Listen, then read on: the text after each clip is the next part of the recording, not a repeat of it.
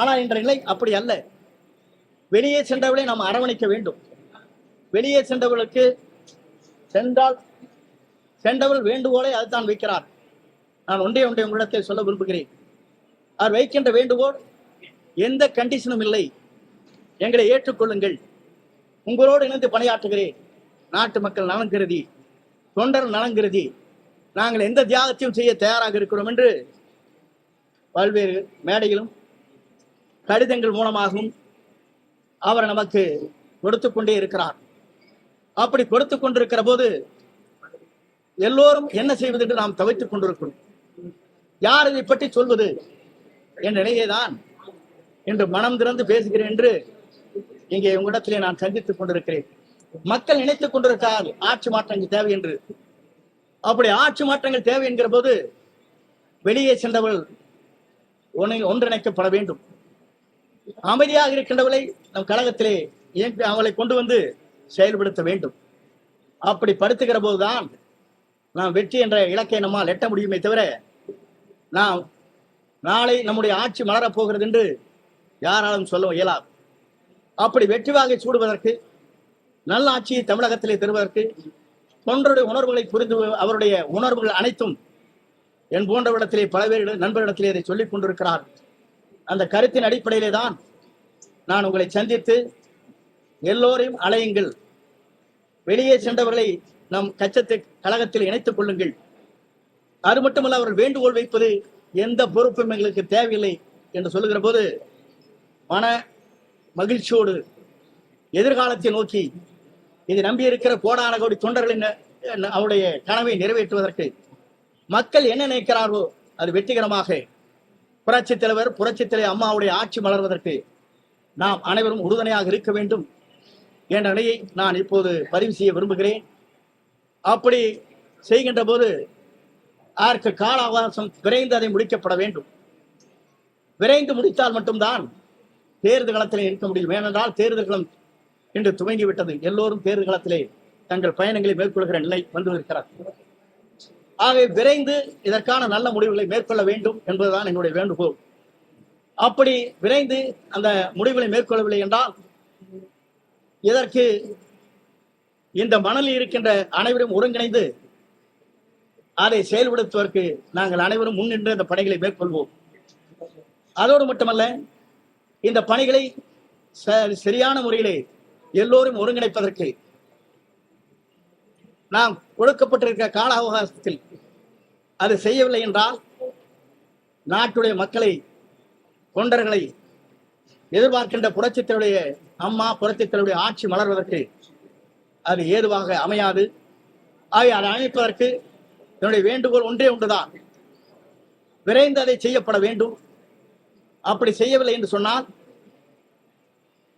யார் இந்த மனதிலே இருக்கிறார்களோ ஒருங்கிணைந்து செயல்படுத்துவதற்கு நாங்கள் அனைவரும் தயாராக இருக்கிறோம். அது மட்டுமல்ல, இவருடைய வெற்றி பயணம் என்பது இதற்கு முடிவு வந்தால் மட்டும்தான் அந்த வெற்றி பயணத்தை நான் கலந்து கொள்வேன் என்பதையும் இந்த நேரத்திலே பணிவன்போடு தெரிவித்துக் கொள்கிறேன்.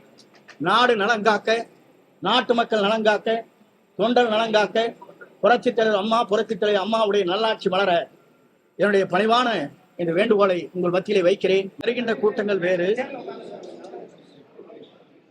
பல்வேறு தரப்பட்ட தொண்டருடைய மனநிலை வேறு, முக்கிய நிர்வாகிகள் மனநிலை வேறு.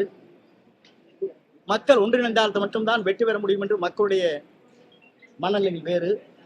இதை மனதிலே கொண்டுதான் இதற்கு ஒரு முற்றுப்புள்ளி வைக்க வேண்டும் விரைந்து என்ற முறையிலே தான் இந்த கோரிக்கையை நான் வைத்திருக்கிறேன். பொதுச் செயலாளர் முடிவு செய்யலாம், அதிலே கருத்து வேறுபாடு இல்லை. வெளியே சென்றவர்கள் அனைத்து இந்திய அண்ணா திராவிட முன்னேற்ற கழகத்திலே முக்கிய பொறுப்பிலே இருக்கின்றவர்.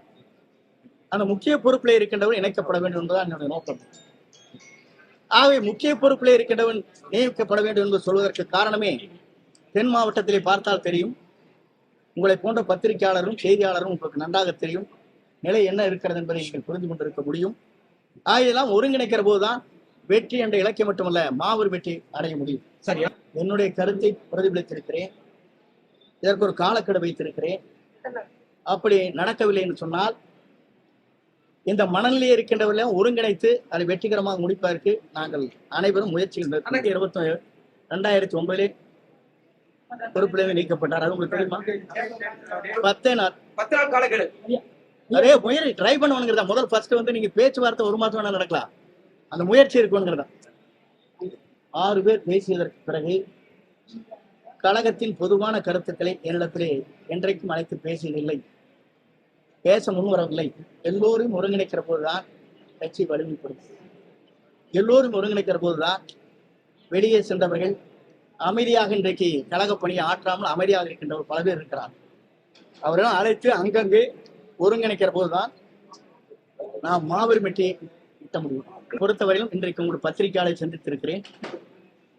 அதற்கு பிறகு என்ன நடக்கப் போகிறது, நாம் என்ன செய்ய போகிறோம் என்பதை எனக்கு நெருங்கிய நண்பர்கள் இருக்கிறார்கள். இந்த மனநிலையோடு அவரை கலந்து வர முடிவு. பொறுத்தவரையிலும் அவர் மனநிலையை பற்றி எனக்கு தெரியாது. என்னுடைய மனநிலை, கோடான கோடி தொண்டருடைய மனநிலை, பொதுமக்கள் இந்த இயக்கம் வெற்றி பெற வேண்டும், நல்ல நேரம் இதுதான் இந்த விரும்புகின்ற மனநிலையைத்தான் இங்கே வெளிப்படுத்தினேன். பாரத பிரதமரை சந்தித்து இருக்கிறார். என்னைத்தான் பப்ளிசிட்டி பட்டீங்க.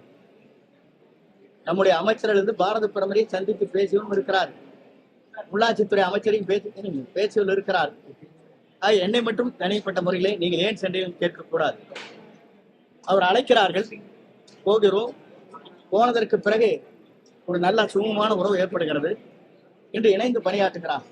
முதலிலே நான் என்னை பொறுத்தவரையிலும் இந்த இயக்கத்திற்காக எந்த தியாகத்தையும் செய்வதற்கு நான் தயாராக இருக்கிறேன். இந்த இயக்கம் உயிரோட்டம் உள்ள இயக்கமாக, புரட்சித்திலே அம்மா குறிப்பிட்டார்களே 100 ஆண்டு காலம் இந்த இயக்கம் ஆளும் என்று குறிப்பிட்டார்களே, அதற்காகத்தான் என் பணிகளை இன்று துவங்கி இருக்கிறேன். என்னை பொறுத்தவரையும் உங்களுக்கு 2 சொன்னேன். விரைந்து இந்த கோரிக்கை நிறைவேற்றப்பட வேண்டும் என்பதுதான் எல்லோருடைய ஆசை. அப்படி நிறைவேற்றப்படவில்லை என்றால் இந்த மனநிலை இருக்கின்றவர்களை ஒருங்கிணைந்து எல்லோரும் இணைப்பதற்கு நாங்கள் எல்லோரும் சேர்ந்து தவிர, நான் இப்ப ஒன்று கடைசியில் சொன்னேன், கேட்டீங்களா இல்லையா? இது விரைந்து செயல்படவில்லை என்றால் ஒரு சுற்றுப்பயணத்திலே நான் கலந்து கொள்ள மாட்டேன்னு சொன்னா இல்லையா?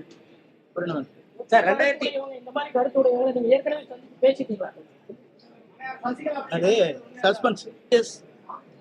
அவரோடு சேர்ந்து நாடாளுமன்ற உறுப்பினர்கள் 2 பேர்